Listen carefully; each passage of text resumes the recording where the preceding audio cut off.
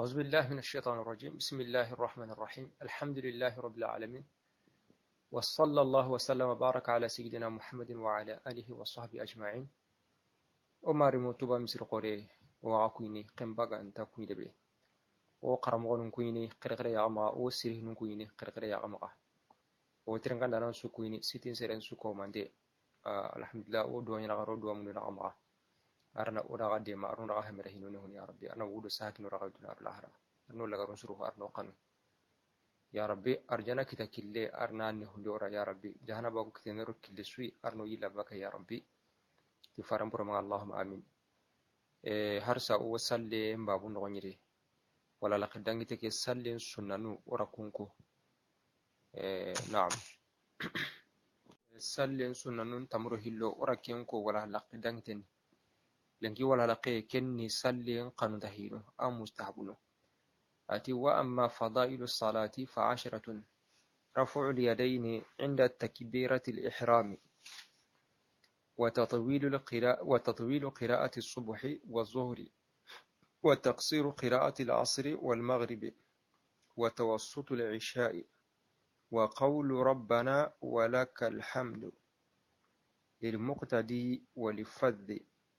والتسبيح في الركوع والسجود،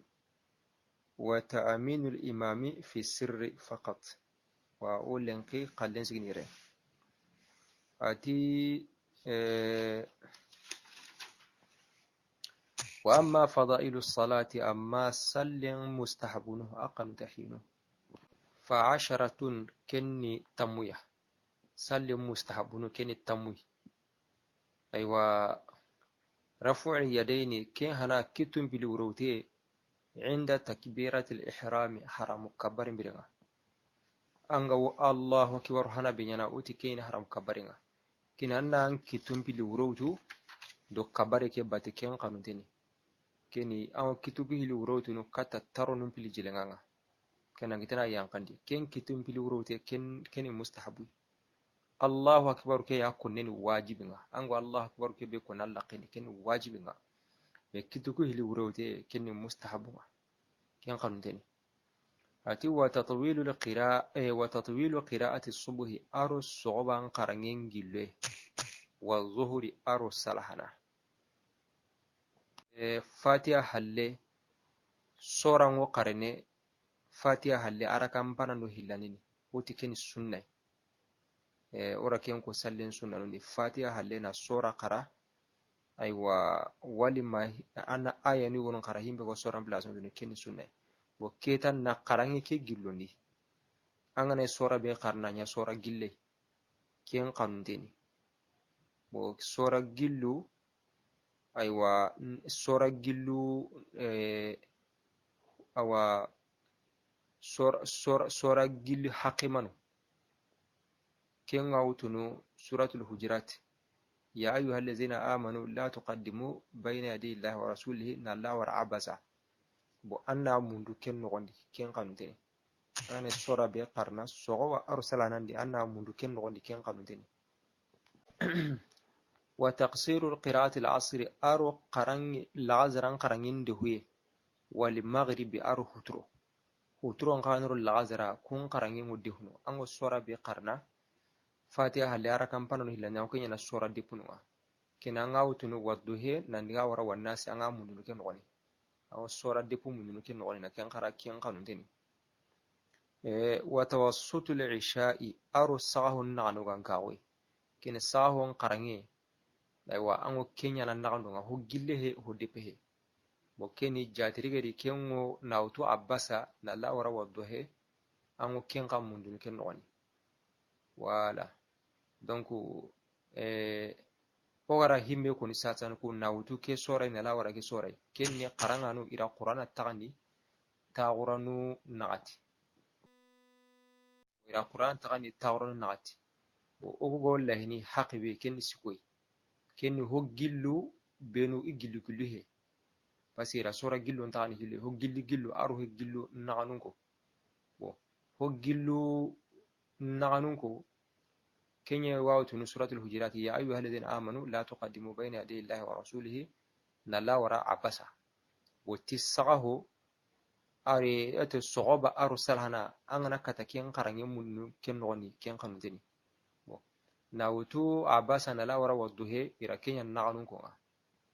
soranu be igilu gilu he I depu depu he bo nawtu abasa nala wara wadduhe aywa kenni naganun ko kenni angana kata saho ngana qarange munnu ken noni sora be ko qarne fatiha langana kata ken munnu ken noni ken sireni bo keta nawtu wadduhe naniga wara wannas kenni sora depunuga wala kenni huturo aro lagazara angana kata ken kana qarange munnu ken noni ken kanuteni wala ra tagni ke tagni mwari arna fa muslimin raay kenni sogo wando salahana kun qarange gillono wa huturo ndo sagaho lagazara ndo huturo kun qarange nyana sora depunga sagaho ke nyana naganun kenga naam arna fa muslimin raay me anga makenya ntaho ina salengare kuni mustahabu ni aqanundini ke anga ma anya ho honta ansalenga na nya kunya mo ho ne ra ho kappa salen barajinga na'am wa qawlu rabbana walakal hamdu aru rabbana walakal hamdu kunne lil muqtadi nyaga nanda awre almami hadanke angane kamanan saliru almami bate kenyin muqtadi nga igotina almamumu igotina almuqtadi almami halange wal man yaana sumbana angane kamanan saliru sire batte kina angen qalle aga na giriba ka kurura geni angen qalle ni rabbana walakal hamdu ya angen ta sami Allahu liman hamdakum ati wali fadhi arbana sallana an bane gane kamanan salli an girinte an wutini sami Allahu liman hamda kina ngokitina anti rabbana walakal hamdu kini banan sallana nga suka pame alimami ken qaleni sami Allahu liman hamda bani almami halange ken qaleni rabbana walakal hamdu bani kitam bani agana kamnan sallisa ken angi wasu kapame angirin tawtin sami Allahu liman hamda ken angana tilwawti rabbana walakal hamdu na'am ken qabi hayke rabbana walakal hamdu kenni wa mustahabuni sami Allahu liman hamda ke sami Allahu liman hamda ke ken koni ken sunna nga udangi ken sallin sunna ni rabbana walakal hamdu ke kenni mustahabuma na'am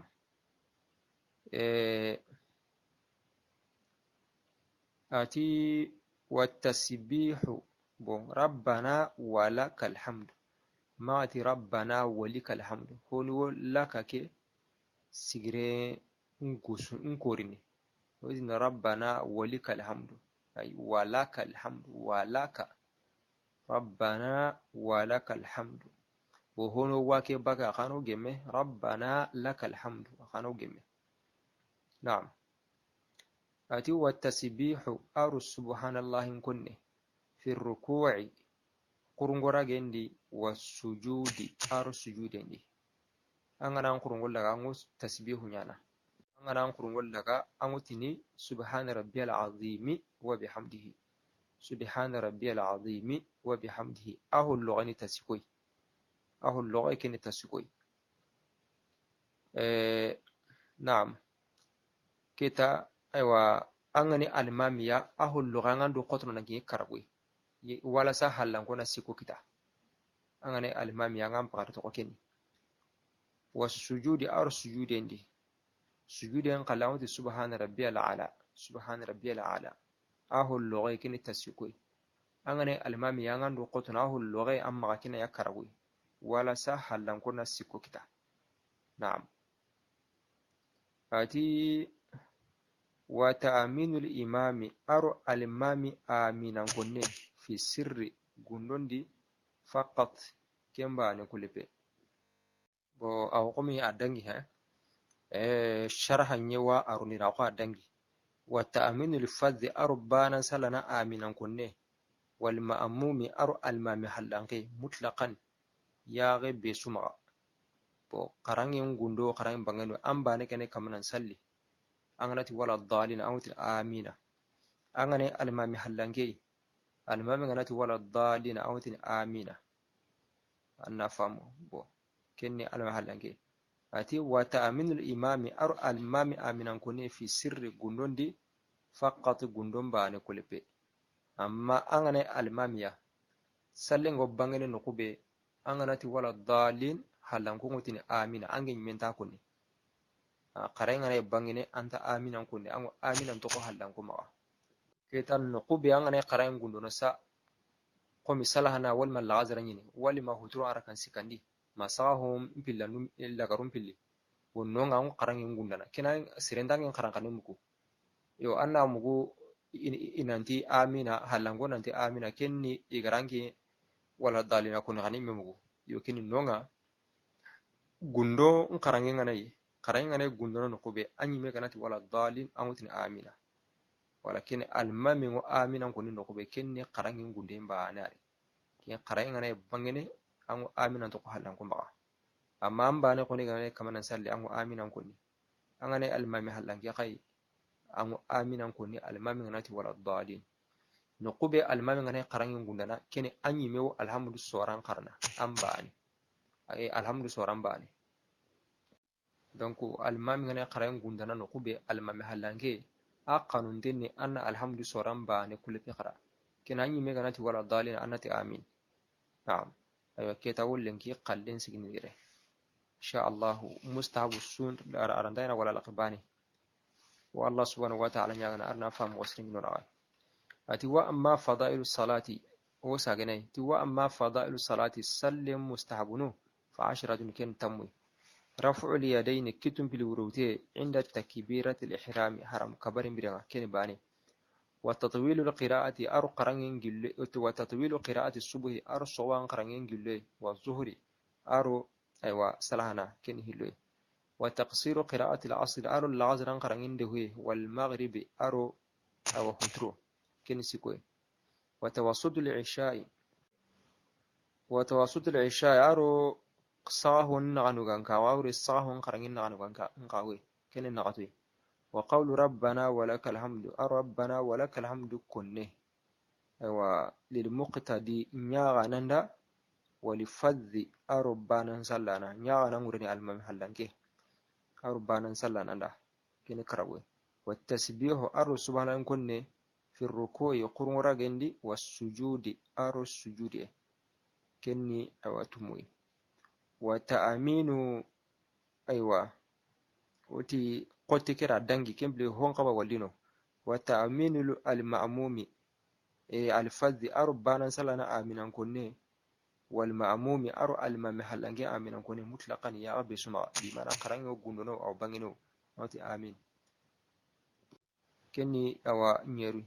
وتأمين الفذ أي الإمام أرو المام آمين كوني في سر قندون دي فقط قندون بانو كل بي الناس ما كني سوا إن شاء الله والله سبحانه وتعالى يغنى أرنا فهم وصلين كنو رأي أنو رأى ديما أنو رأى كنده يا ربي ولنك قال تقولوا اللهم صل على سيدنا محمد وعلى آل سيدنا محمد وسلم سبحان ربك رب العزة عما يصفون وسلام على المرسلين والحمد لله رب العالمين أعوذ بالله من الشيطان الرجيم بسم الله الرحمن الرحيم الحمد لله رب العالمين وصلى الله وسلم وبارك على سيدنا محمد وعلى آله وصحبه أجمعين السلام عليكم وبا مصر قريه jamawa su komanten kuyine wo qaramogon kuyine qirqiri aqmaqa sireno bino ko sitin kama wa kuyine wa trenganda nan su komante wa Allah subhanahu wa ta'ala nyagana khairin su komante nga duna qalul ahra khalle wo tange murenya Allah subhanahu wa ta'ala ma ti allai awa toran su komante nga duna ahra no kisne wala halaqe be gawno denki كني والقنوت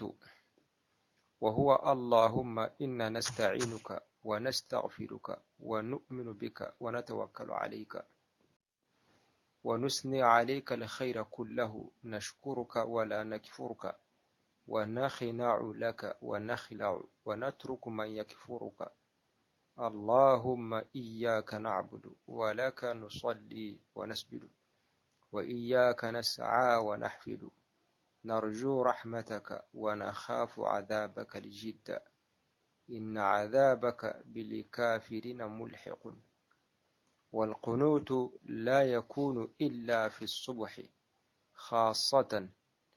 ويكون قبل الركوع وهو سر والتشهد سنة ولفظه التحيات لله الزاكيات لله الطيبات الصلوات لله السلام عليك أيها النبي ورحمة الله وبركاته.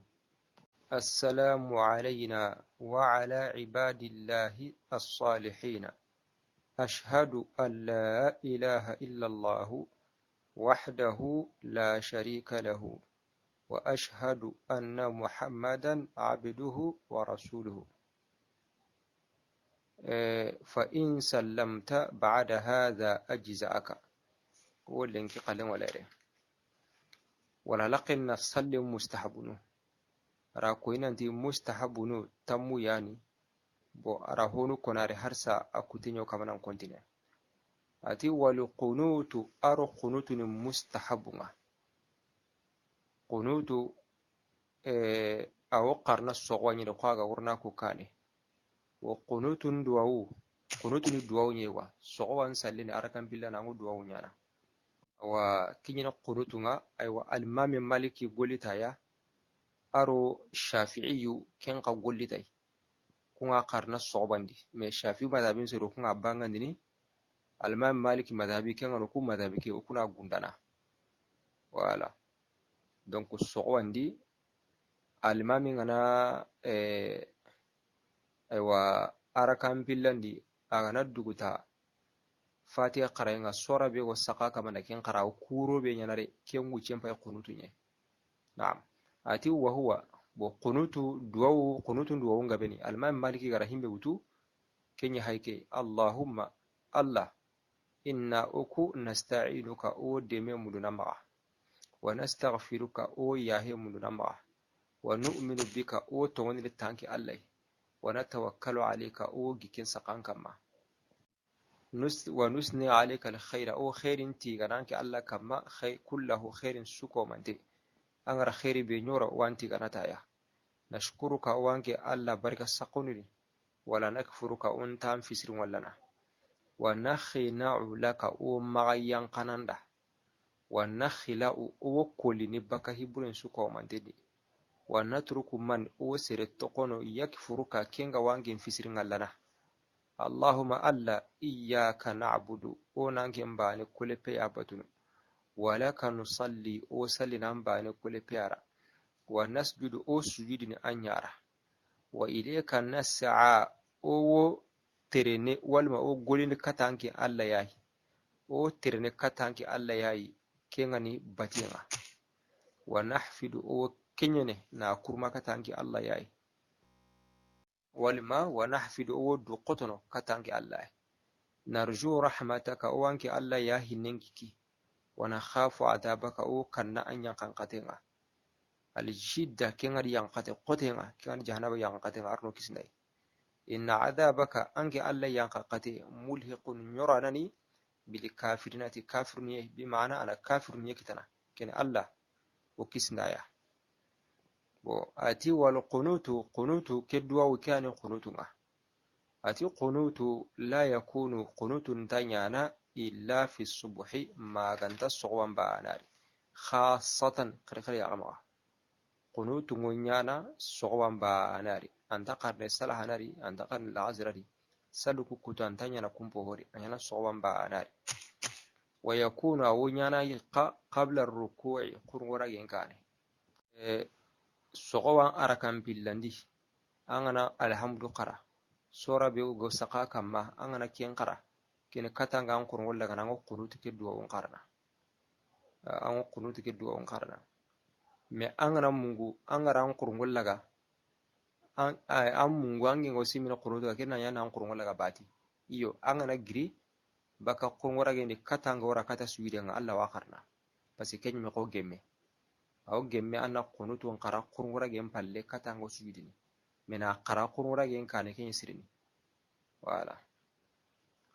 ati wa huwa qunutu sirrun gundonyeni aw qunutu ke qarna gundonyeri o ko gara ko mobe shafi madhhabin yeri aw bangini ke maliki madhhabin aw gundono naam ati wa tashahhudu tahiyya sunnatun ken sunnay sallen sunnanu aywa nkoni ndi ara taage nyekoni angana arakanu hillinya ango taunu na tahiyan kada tage ke arakenya koni amai kada tahiyan ko wani ka ora kanya kati kin deja wakita tahiya a haygara ken sunna kan kawo banganire ati wa tashahudu tahiya sunnatun sunnan yin tahiya hana aro hillandi asuko manteni duran sunnai salle be gana arakanu sikiya mannato tahiya no hillo kenni yo ke tahiya be gana arakanu hilya ko so wasa kenni tahiya baane na'am ati wa lafzuhu tahiya lafzu kina alman maliki gara himbe gutu tahiya kana kun mo dan tan way siko mi aw ken baka alman maliki gara himbe gutu kenya hayke aywa attahiyatu lillahi kunyinde ngo allara wote qantan ngo allara awre kunyinde azzakiyatu lillahi kalima sinu allara الطيبات الصلوات فردا صلوا السن لله وألره والما الطيبات كلمة سن والما قل سن الصلوات فردا صلوا لله وألره السلام عليك كسين وانكين كما أيها النبي كالنبي مه ورحمة الله أر الله نه وبركاته أراخر قبو السلام علينا كسين وأكوكا كما وعلى عباد الله أر الله كمون كما الصالحين كمونكم مترون أشهد وشهدني أن لا إله إلا الله نتك من السنة ما غنت الله وحده أبان كل بي لا شريك له كبل من دي وأشهد وشهدني قري أن محمدا ننتي محمد عبده الله كميني ورسوله أفارين وكان التهيئة أتي فإن سلمت أنا السلام ورا بعد هذا كهل أجزاك أوان سنة كان التهيئة أنا السلام ورا كهل أوان سنة مكتا هوني ونو أغنى اللي أنا أكون كبي ولا لقرين تني أور نكون كوني إن شاء الله بو التهيئة كي بهايكي وغا واقرنا الله هاري صلى الله عليه وسلم أغا بيتو مغانتري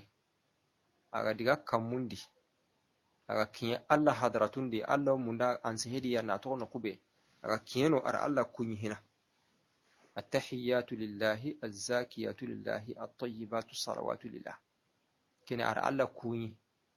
an gana diga sere no kunga an ga kunyi ne de bo kenni taga hoy jango alla kene ara alla kunyi kene alla ra akuyinen sagai alla ti assalamu alayka ayyuhan nabiyyu wa rahmatullahi wa barakatuh alla ra akuyinen sagai كن مالك نقرأ كم وكون قتي السلام علينا وعلى عباد الله الصالحين كيسي وكوخا كما أرى لكم مسيرو كني الله هرين ساقنا أنت أشهد أن لا إله إلا الله وحده لا شريك له وأشهد أن محمدا عبده ورسوله كن التهية بيوغا واقر نسلين دي الله ديغان قني أرو الله هرين ديغان قني أرو مالك نون ديغان قني كهمان دينا ميا نانيا التهية أنا كنو واقر نسلين دي نعم كني أرنا فم وسيلين كني ورا السوق من دينا ولينك خلين ولا أيوة ربنا آتنا في الدنيا حسنة وفي الآخرة حسنة وقنا عذاب النار اللهم صل على سيدنا محمد وعلى آل سيدنا محمد وسلم بسم الله الرحمن الرحيم الحمد لله رب العالمين وصلى الله وسلم وبارك على سيدنا محمد وعلى آله وصحبه أجمعين ربنا آتنا في الدنيا حسنة وفي الآخرة حسنة وقنا عذاب النار ربنا لا تزغ قلوبنا بعد إذ هديتنا وهب لنا من لدنك رحمة إنك أنت الوهاب ربنا اغفر لنا ولإخواننا الذين سبقونا بالإيمان ولا تجعل في قلوبنا غلا للذين آمنوا ربنا إنك رؤوف رحيم تبا مثل قروا سكينة قم بقى تكون به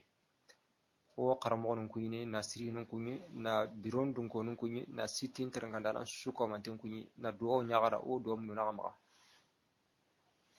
دنا خير الله را خيري ارنا كنورا يا ربي دنا ماشيبان الله را قال ارنا ينتو بكو يا ربي ان ارنو را اول لينتاو ارنو را كنا بجاه المصطفى صلى الله عليه وسلم قال اساسا كو اونا فضائل الصلاه صلي مستحبن وكمان سيكون كما bo wala la qadang inteke awa qunutu lafzi awa ora kuni aro tahiyya me tahiyya kon ken sunna ye wala qoma ma amakin kunan ka sunna nuga bo ara kun mustahabun yeri awa ora kuna ken bangade ora tahiyya maka me shazun ari dura kare kare ya ma anka himbe gana lahi tanga dursini kunutun duwawu aru tahiyan duwawu awa naken wari dura qirqiri ama burki adursi nena nehu awa himino gama adursi insha Allah bo harsa sallim mustahabun babu noyini ati fa in sallamta ba'da hadha ajizaka wa in shi'ta qulta wa ashhadu anna alladhi ja'a bihi muhammadun haqqun wa anna al-jannata haqqun wa anna an-nara haqqun وأن الصراط حق وأن الساعة آتية لا ريب فيها وأن الله يبعث من في القبور اللهم صل على محمد وعلى آل محمد وارحم محمدا وآل محمد وبارك على محمد وعلى آل محمد كما صليت ورحمت وباركت على إبراهيم وعلى آل إبراهيم في العالمين إنك حميد مجيد اللهم صل على ملائكتك المقربين وعلى أنبيائك والمرسلين وعلى أهل طاعتك أجمعين اللهم اغفر لي ولوالدي ولأئمتنا ولمن سبقنا بالإيمان مغفرة عزما واسينيره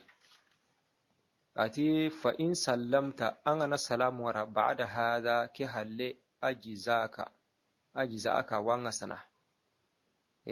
أورا التهيا بيكو أنا نتاغو نتهيا أنقرا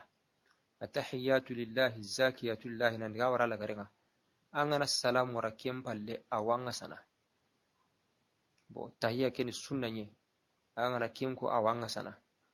ما أنا نقابنا مغانسالي نقانا بس مغانسالي نقاورا كوين نتكين السنة ما واجبه كين ساورا تاوانغسنا ما أوري نتكين سريني دي أوري نانسالي مبونو أنا تهيام با نكولي بقرا نسلام ورا أنسالي مبونو أنسالي سريني نقا أنا سنة تغنو أنا السنة تغنو كين غني مغانسالي أنا نقابنا مغانسالي الله هارين كما بو مغانسالي نغبيني himbe sirengani anna nya salatul ibrahimiyya nga bo awurni ken mi kako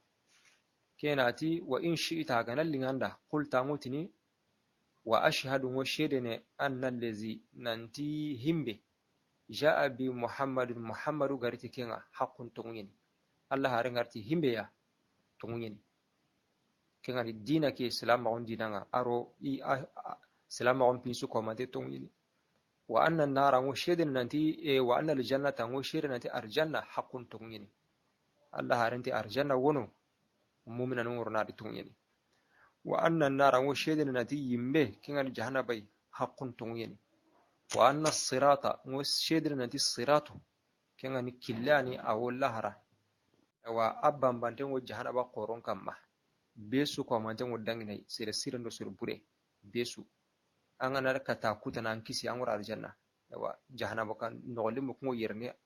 awa jahannaba arna dangenne hunura ya rabbi kayni siratu ya abban bantengo jahannaba kamma amisa dina lamuwa arna dangenne hunura ya rabbi keni ti anna ti ngo sherin tikenga nanti tunguyini wa anna sa'ata ngo sherin nanti duna gille atiyatun liyanani la riba fiha sikandari allati duna gilli koy watunguyini insawante way sikandari wa anna allah ngo sherin nanti allah yab'athu man awayyame ngundini fil qubur ko qabr nundi donc besu ko mante wudini kiyama kota karna ngunne garentari allahumma allah salli naman jidi ala muhammadin muhammadu kama wa ala ali muhammadin aru muhammadu dun konun kama warham muhammadan ana muhammadu hinna wa ala muhammadin aru muhammadu dun konu wa barik ana khairin jidi ala muhammadin muhammadu kama wa ala ali muhammadin aru muhammadu karun kama kama sallaita qangara neman jidi mogobe wa rahimta arangara hinne nya mogobe wa barakta arangara khairin jidi mogobe ala ibrahima kama wa ala ali ibrahima aru ibrahima karun kama fil alamina aw waqtin sirundi innaka ange alla hamidun tigande tungananga wa majidun tunga qorenanga wa kebe haki witri kara ti salatul ibrahimiyya akul monga bigabeni kara ibrahima magan salle akul mo ngabini kena akul mo yoy alla gana dunga ko mo be awa ganga basiru maga urni ken qaduran kuni kane insha Allah kenati Allahumma alla salli neman jidi ala malaikatika ammal kanun kamma al muqarrabina kungani malikatinduya malikanu njalango me kane awa malikatindu ngono koy jibrila nuri menu wala donc ammal kanun su kamte wal muqarrabina ar malikatindu koy jibrila nuro israfilu no aro israil no kunni menu kunni alla malikatindu wa ala anbiya'ika arana neman jidi annabi mun kamma wal mursalina aro qifa wa ala ahli ta'atika arana neman jidi ambatin dun konun kamma himenu ga wambatunu awa ajma'ina isuko mante taga hundu jinnan do adamarimme Allahumma ighfir li alla ya himma wal walidayya arin saranun pilli maga wali a'immatina aro okanangu ya himma waliman arana ya he sire maga sabaqana kingaro sama bil imani ti limanan kawa sire gaddangi okane mumina ya ha suko mante maga maghfiratan ya he ya aziman kingane hanqin ya he nga Allah nan ya ho maga yime akoy ya he be bute kan ta halle insha Allah wollen ke qalin signire bo keta duwaw ke tangilleni duwaw nu wa kawma ndege mi Allah hari sallallahu alaihi wasallama komi ora ko nandangi duwaw qanunteni tahiyya lagarinde ango salamu ala taghe beri anan qabana duwaw nyaari tahiyyan palle aro magansal en palle donc angana tahiyyan qara nam magansal nya anan qabana duwaw nya katanga wo salamu ala bo duwaw ke kalten gabe ni bo duwaw gabe ni no Allah hari ni kunyana salamu palle ke duwawo qarqarante duramantano nante anna kemba ne kulepe udu duwawon gabe nyino an Allah hari hadisanun mutuna hay awa sahaba yugoti ni Allah hari nyike duwawo qarna ta gela karani hotan aw duwawo tan ko ta nyiken qarna boketa qaranganu ina kunyu gonu ya kapa me na kullu kitabun ni kenan yime duwawo suganan ni handa an ana to arabun kanin da an ko ne arabun kanin ni an anta to arabun kanin da an ko ni an kan ni anya duna mpamiyau anya laharan pamiyau Allah wa kunni har bani dai bo kene ken saura kitabu gume haygara duwo be ko duwo ke tangilin hunne Allahu Allah gana dunge tawa duwo ke gana nyime o worni magansal li salatul ibrahimiyya worni kenya iduram meshazi purke himme ga ma dursi anna dursi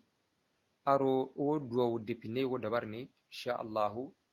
wa himbe kana kata ken wa ya durusi ke duwaw ke wa hayni na honne ka huma me himbe ga nehu himbe ga wo himbe wure kana hisente ngani keni angana tahiyyan qara an wo kitana na magansal kenya kenna kitana ken duwaw qara na salam wara insha Allahu tagire o kellono o wala laqini parce que tahiyyan nan qabanan qare taghe la rango tahiyyan qarna kena ngo kitena magansal en qara aw magansal nyana magansal kana ya magansal sui manna nya salatul ibrahimiyya nga kena Allahumma salli ala muhammadin wa ala ali muhammadin na yakin akin sirin ken palle kena ngo duwo be na ken duwo nyana insha Allah Allah gana dunga tagire ko tahiyyan qalle ora ke mejazin duran ngora bo Allah gana dunga salatul ibrahimiyya ke ngwa kana nyani duran mejazi kenna duwo yugo do depine wo kana kalle wara bo himbe gana mun na duwo nya tahiyyan do magansalen balana tanakin duwo nya insha Allah kani arrafa muslimin ragai اللهم صل على سيدنا محمد وعلى آل سيدنا محمد وسلم ربنا آتنا في الدنيا حسنة وفي الآخرة حسنة وقنا عذاب النار ربنا لا تزغ قلوبنا بعد إذ هديتنا وهب لنا من لدنك رحمة إنك أنت الوهاب والسلام عليكم ورحمة الله وبركاته التشهد تحية كينيا نيكي التحيات لله الزاكيات لله الطيبات الصلوات لله السلام عليك أيها النبي ورحمة الله وبركاته السلام علينا وعلى عباد الله الصالحين وعلى عباد الله الصالحين أشهد أن لا إله إلا الله وحده لا شريك له وأشهد أن محمدا عبده ورسوله. دعاء القنوت. قنوت دعاء كن هيك. اللهم إنا نستعينك ونستغفرك ونؤمن بك ونتوكل عليك ونثني عليك الخير كله نشكرك ولا نكفرك ونخنع لك ونخلع ونترك من يكفرك. اللهم إياك نعبد ولك نصلي ونسجد وإليك نسعى ونحفد نرجو رحمتك ونخاف عذابك الجد إن عذابك بالكافرين ملحق.